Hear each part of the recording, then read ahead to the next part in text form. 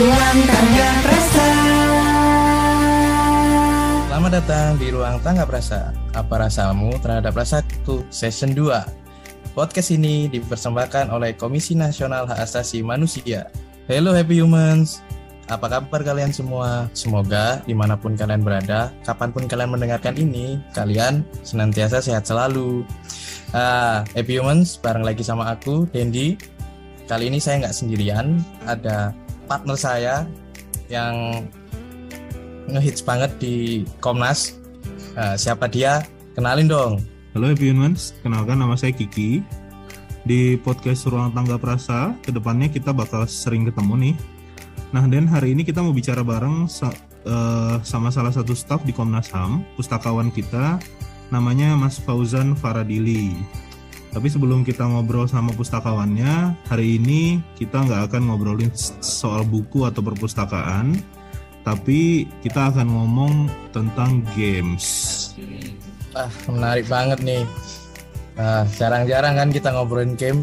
Biasanya kan teman-teman pasti war udah 3 kali kayak makan.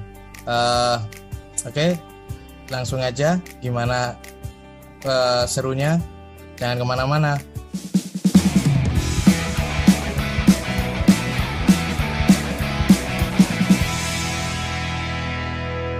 Halo Bang Fauzan, apa kabar nih? Pasti sehat kan ya? Udah war belum nih hari ini nih? Kita langsung ngobrol aja Bang Fauzan ya. Hari ini belakangan ini lagi sering main game apa sih Mas Fauzan? Oke, alhamdulillah kabar baik. Kalau untuk game, yang paling sering dua jenis game ya. Yang pertama sifatnya Battle Royale, yang satu lagi sepak bola. Waduh, berarti dua-duanya ketangkasan ya? Iya, kalau boleh saya sebut nama gamenya, yang satu PUBG atau kalau di kepanjangannya itu Players Unknown Battleground. Yang satu lagi itu Pro Evolution Soccer, biasa disebutnya PES. Wah, menarik nih. Biasanya pakai strategi apaan tuh Bang? Itu kan game strategi bukan sih? Iya betul. Kedua-duanya memang strategi ya. Yang satu strategi bertahan hidup, yang satu lagi strategi mencetak gol ataupun strategi bertahan. Ada strategi khusus nggak Bang waktu main itu? Oke, kalau saya acuannya dari game yang pertama dulu ya, yang PUBG ya. Jadi itu kan sifatnya memang Battle Royale ya, atau intinya kita bertahan hidup gitu loh.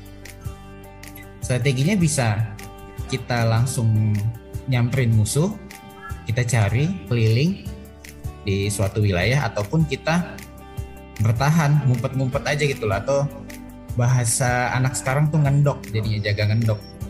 Gitu. Ini Bang, selama main game itu tuh Bang, okay. Abang kira-kira apa ya yang dirasa gitu, melatih apa gitu dari Abang? Oke, yang pasti ngelatih respon. Jadi responnya makin cepat gitu loh. Efek dari game itu. Jadi kita kan kesannya kalau lagi main game yang perang-perangan bertahan hidup itu kita jadi waspada ya. Jadi bawaannya itu kita responsivitasnya. Berarti meningkatkan ini ya Mas Fauzan, meningkatkan daya respon dan kecepatan jempol. Iya. Kan yang aku tahu dua game itu kan ini ya udah ditandingin sampai internasional kan e-sportnya. Betul. Itu Mas Fauzan sendiri sehari-hari apakah, tentu ini main gamenya nggak di jam kerja ya teman-teman ya? Iya. Di jam istirahat atau di jam setelah kantor gitu kan Mas Fauzan ya? Iya. Nah betul. Itu kalau main game-game yang serius gitu yang sudah sampai tingkat internasional, ada strategi khusus nggak sih yang dipakai supaya kemudian kita bisa bertahan dan survive? Kalau untuk skala internasional yang memang mereka harus ikut kompetisi, yang pastinya mereka latihan rutin ya, main terus memang sih, tapi juga ada pola-polanya dan pastinya ada pelatihnya gitu loh, entah pelatih strategi, pelatih taktik ataupun pelatih mentalnya. Biasanya mungkin dalam satu orang itu udah punya spesifikasi yang tadi saya sebutkan itu gitu. Yang pasti latihan dan main terus Berarti itu Dan selain melatih tadi yang kecepatan tangan dan lain-lain, ternyata game itu juga melatih pikiran kita ya, Mas Dendi dan Mas Fauzan gitu. Benar juga itu Ki. Betul. Terus selama ini tantangannya apa sih Bang main game itu? Kalau boleh tahu. Yang pasti tantangannya ya kemenangan. Itu Harus yang paling menang utama. gitu. Ya gimana ya? Maksudnya memang dari kedua game itu memang tujuannya memang mencari menang. Yang pertama kan bertahan hidup, kita bertahan hidup dicarinya yang paling terakhir bertahan hidup gitu loh. Kalau sepak bola ya dicari pemenang. Bung, ini Yo. pingin bandingin nih. Zaman dulu kan juga ada game tuh yang kayak Snake itu yang ular-ularan atau mungkin monopoli atau sebagainya. Ya. Abang pernah main itu nggak sih? Pernah, pastinya pernah juga. Kalau dibanding sekarang nih asik mana nih main yang dulu sama yang sekarang kalau menurut Abang? Mungkin juga karena berjalannya waktu ya. Game-game dulu juga nggak ada masalahnya juga, nggak ada salah juga dimainin di era sekarang. Tetap sama asiknya sih. Sama asik. Tetap asik ya. Tergantung ada yang mempelopori aja ketika di era sekarang. Yuk kita main permainan di era-era lama lagi dong, kita gelar lagi gitu loh. Tetap asik juga sih. Yang penting ada yang mempelopori aja. Yoi, paling kan yang paling kerasa kan kalau zaman dulu kita mau main tuh grafisnya masih sekian bit ya, 64 bit, 128 bit gitu, dan teman-temannya juga paling teman-teman komplek gitu kan ya. Kalau sekarang kan grafisnya benar-benar udah kayak game orang beneran, terus teman-teman kita juga udah bisa banyak dari mana-mana kan, dari seluruh dunia gitu. Tapi tambahan paling kalau di era dulu kan mungkin ada beberapa orang-orang tuh masih bisa beli konsol ya. Contoh PlayStation yang seri pertama gitu loh. Jadi biasanya ada satu temen yang punya, dia ngajak teman-teman lainnya untuk datang ke rumahnya, yuk main yuk. Karena itu juga sifatnya masih offline ya, online. Jadi maksud Abang nih selain kita nge-game kita juga bersosial ya, jadi berteman, kumpul bareng gitu ya. Itu akhirnya jadi mungkin teman main bareng jadinya. Tapi mungkin yang penasaran nih ya, kalau bapakku itu dulu kan mesti tanya nih kalau aku nge-game tuh untungnya apa sih? Nah ini aku tanyain ke Abang nih, kalau Abang nge-game biasanya untungnya apa sih? Oke, untungnya ya memang kalau dari sisi saya pribadi saya memang gak ada untungnya ya. Kalau saya pribadi gini, saya refreshing buat melepas penat. Contoh ya di dunia kerja sekarang ya, itu bisa buat refreshing, melepas penat, atau kalau bahasa yang lebih kerennya manajemen stressing, pengelolaan stres. Gitu. Tapi Mas Ojan sendiri pernah nggak dengar secara ilmiah gitu ada penelitian atau ada jurnal-jurnal yang menceritakan tentang manfaat dari game itu gitu, atau kajian tentang game itu? Karena kalau kita tahu kan di beberapa negara bahkan udah sampai bikin jurusan e-sport kan gitu kan. Betul. Bahkan di negara kita sendiri udah ada kayak komite sendiri untuk ngurusin e-sport gitu. Emang Mas Socan pernah dengar nggak tentang penelitian kajian e-sport? Kalau baca-baca penelitian atau jurnal ataupun dengar informasi belum ya. Paling lihat-lihat langsung contoh kasus misalnya ya, efek dari game bisa bikin orang jadi makmur gitu loh, maksudnya ada penghasilan tambahan gitu. Contohnya ikut kejuaraan dapat hadiah, dapat pengalaman, tenar, itu sih. Tapi kalau baca-baca dapat informasi dari penelitian ataupun jurnal yang sifatnya ilmiah, itu saya belum. Iya, jadi meningkatkan ekonomi juga ya kalau sekarang itu salah satu faktor. Tapi yang menarik itu tadi nih bisa buat refreshing. Ya. Kan tahu sendiri kerja di area perkotaan kayak gimana kan. Jadi butuh refreshing dan salah satunya bisa ambil game. Kiki mungkin ada pertanyaan tambahan atau? Iya, kalau kalau yang aku lihat sih emang tren main game itu jadi menjamur banget ya, terutama di kota-kota gitu, karena gadget juga semakin hari kan yang bisa dibawa kemana-mana, smartphone gitu makin canggih, jadi makin akses orang kepada game kan di mana-mana bisa ngelakuin gitu. Kalau Mas Ochan sendiri ngelihat nggak ada tantangan nggak sih yang kedepannya akan menimpa atau dihadapi para gamers di era yang digital yang semakin cepat gitu, apalagi konteksnya dalam hak asasi manusia gitu, karena kan kalau di era digital kan banyak banget ya isu-isu HAM baru yang muncul gitu yang sebelumnya tidak menjadi catatan serius gitu. Gimana Mas Fauzan? Saya ngelihatnya ke dua faktor yang saya sangat prihatin ya. Pertama dari sisi budaya, yang kedua dari sisi pendidikan, gitu loh. Khususnya yang lebih sangat memprihatinkan adalah pendidikan ya, karena mereka mau nggak mau fokusnya dari kecil itu, meskipun ada yang sekolahnya memang tetap bisa jalan gitu loh. Dia menyambi sambil ikut organisasi ataupun komunitas e-sport gitu loh.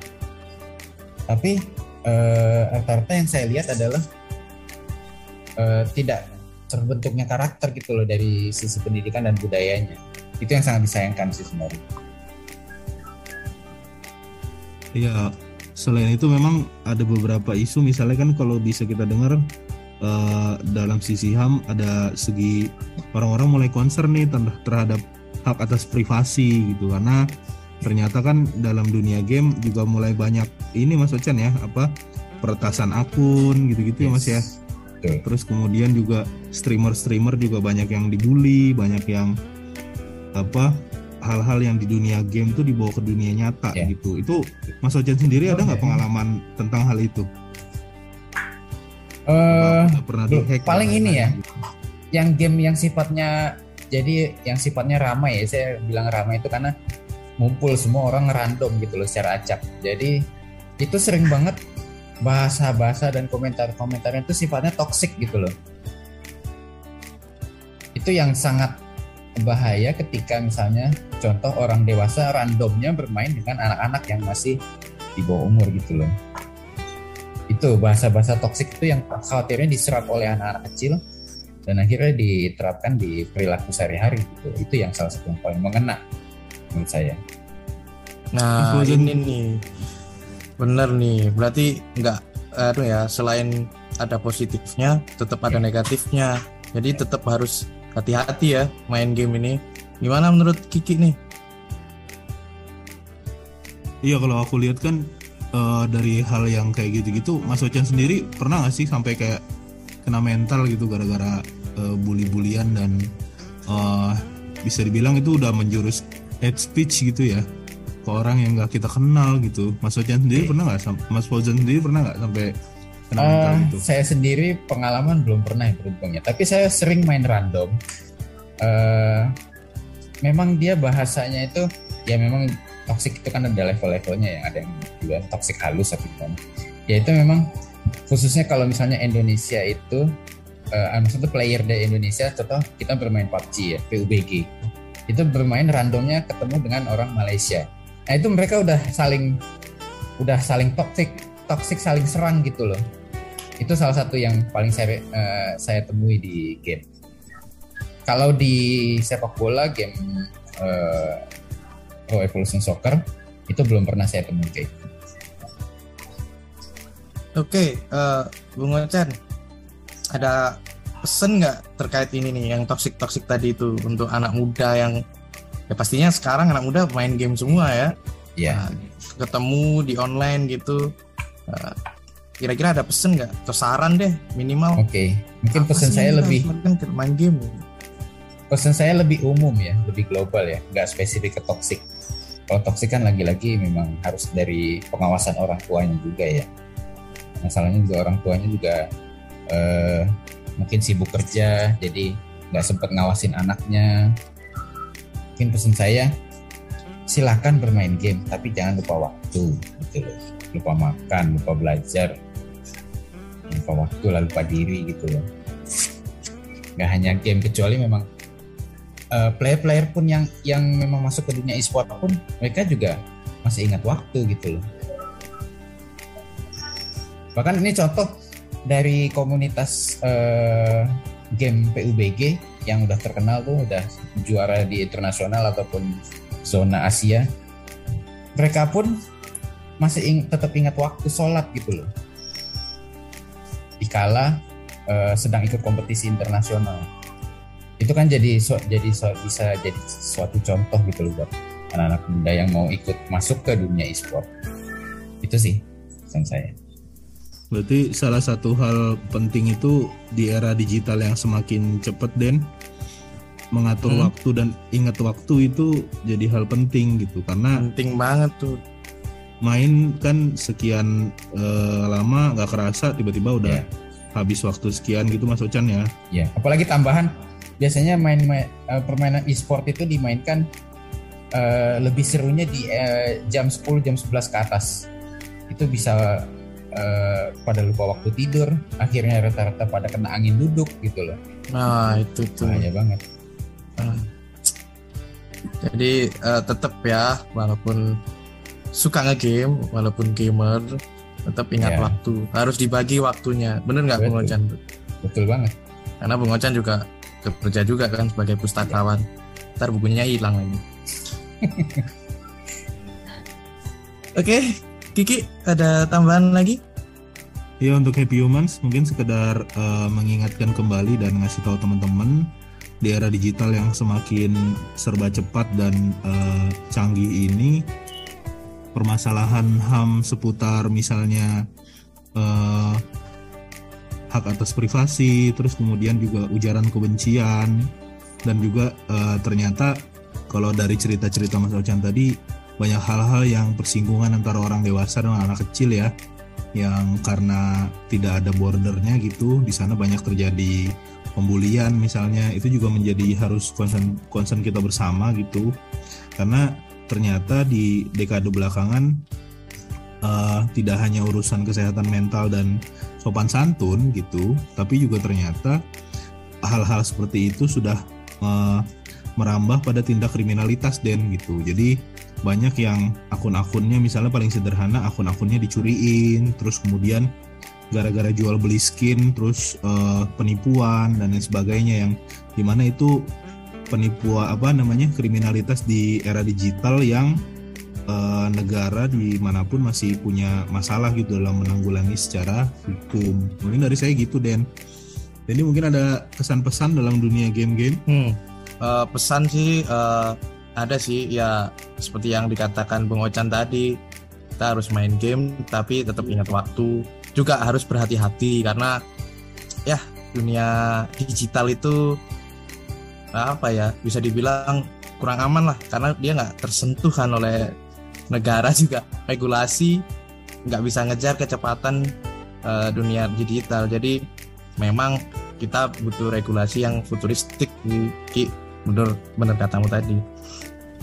Betul banget. Dan juga kalau dari Mas Fauzan tadi berarti orang tua harus ngawasin banget tuh Mas Fauzan ya kepada anak-anaknya gitu, untuk kemudian tidak lepas kontrol dan jadi lupa waktu terutama ya. Yes, mau ngebahas terkait ini jual beli skin, itu juga kadang jadi perilaku anak untuk kesannya memalaki orang tuanya gitu loh, untuk minta uang jajan yang lebih untuk beli skin. Itu yang juga mesti perlu diperhatikan. Lagi-lagi emang bimbingan orang tua itu penting banget gitu. Sama satu lagi memang pencurian akun itu sering banget jadi mode dan model gaya-gaya pencurian itu. Jadi dia ngasih link yang palsu. Nah, istilahnya phishing namanya. Jadi si orang ini karena masih awam, dia belum tahu diklik link itu, biasanya link itu informasi hadiah gitu atau apa, dia klik tiba-tiba akunnya langsung kecuri gitu loh. Itu salah satu modus juga. Oke Mas Fauzan, makasih banyak ya udah ngobrol-ngobrol sama saya, Kiki, dan teman saya Dendi tentang games untuk podcast Ruang Tangga Perasa kita di episode kali ini. Mudah-mudahan teman-teman dapat banyak info kecil-kecil, info-info baru tentang dunia games dan hubungannya juga tentang kepada anak dan human rights ya, kepada HAM. Terima kasih Mas Fauzan, sampai jumpa di kesempatan selanjutnya ya.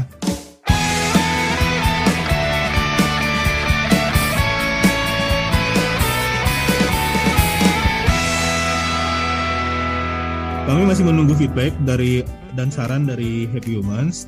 Kalian bisa kirimkan melalui email ke tanggaprasa@komnasham.go.id, dan Happy Humans juga bisa mengisi monitoring dan evaluasi podcast Tangga Prasa ya. Nanti linknya akan kita lampirin. Jangan lupa juga ikuti media sosial kami di Instagram @komnas.ham dan Twitter kita @komnasham.